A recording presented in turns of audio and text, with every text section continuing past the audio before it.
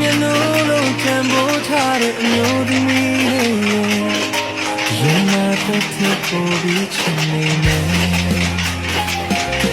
ရင်ဝင်ဟောင်းလေးသူပြောလေဘူးကိစ္စရှိတယ်ချင်တော့ဘာလို့ထောင်ရခိခံပေးဆက်ချစ်တယ်ဒီတော့ကျွန်တော်ရဲ့မသမီးလေးပါပဲခံစလေးတဲ့ကျွန်တော်ဘဝလည်းမအစမပြေချင်တိုင်းမြင်နေတယ်ကျွန်တော်ဘဝရဲ့ဂီတနဲ့အစိုးရကောင်းတွေမြင်ရလဲဆက်ရှုံးမပေးနဲ့အားပေးစကားလေးတွေပြောတယ်